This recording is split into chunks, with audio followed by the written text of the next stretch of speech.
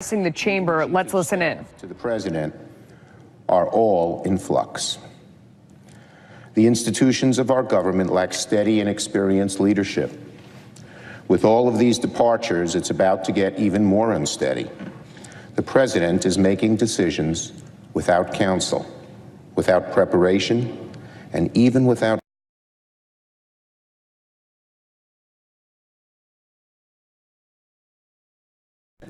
for an expensive, taxpayer-funded border wall.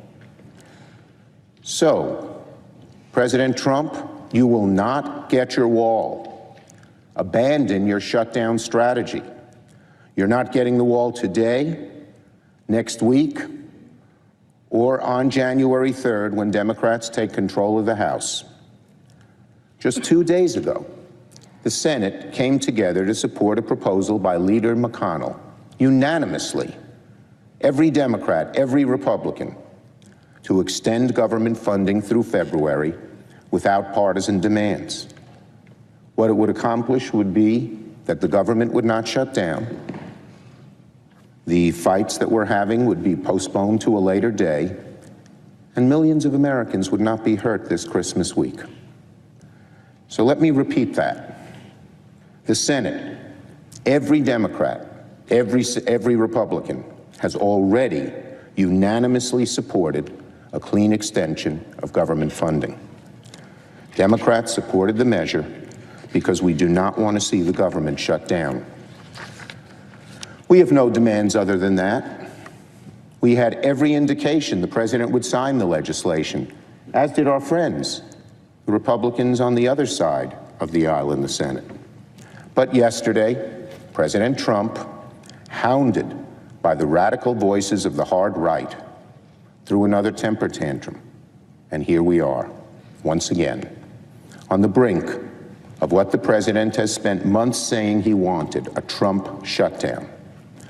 The president will try to do his best to blame Democrats, but it's flatly absurd. President Trump called for a shutdown no less than 25 times.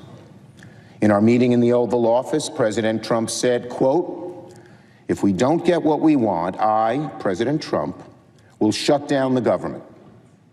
"I am proud to shut it down," said President Trump. "I'm not going to blame you," meaning Democrats. "I will take the mantle of shutting it down." Those are President Trump's words, and nothing he says or does today can undo that.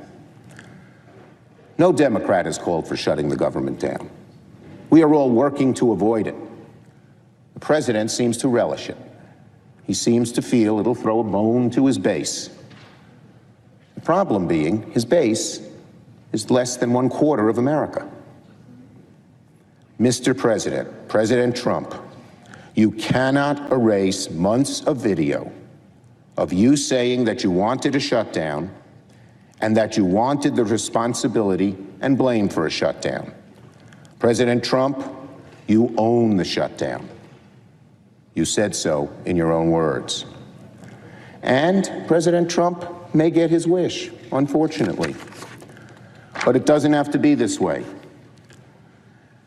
Democrats have offered 2 alternatives, and Republicans, Leader McConnell, has offered 1. Democrats have offered to pass the 6 bipartisan appropriation bills, plus a 1-year continuing resolution for Homeland Security. We have also offered a 1-year continuing resolution for all the remaining bills. Republicans have offered to pass a short-term continuing resolution through early February. Each one of those proposals would pass the House, pass the Senate. Each one of those proposals contains $1.3 billion of real border security, not a wall. There is no wall in those proposals. Democrats support real border security, not a wall. And by the way, that is in addition to the $1.3 billion in border security Congress allocated last year, the vast majority of which the Trump administration has not yet spent. They're asking for loads of more money. They haven't even spent last year's money. It's clearly a political gambit by President Trump to appease his never-happy base. On the other hand, A Trump shutdown would result in $0 for the Department of Homeland Security over the Christmas holiday.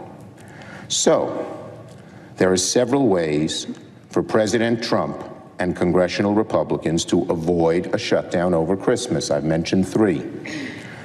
But there is only one way we will have a Trump shutdown: if President Trump clings to his position for an unnecessary, ineffective, taxpayer-funded border wall that he promised Mexico would pay for.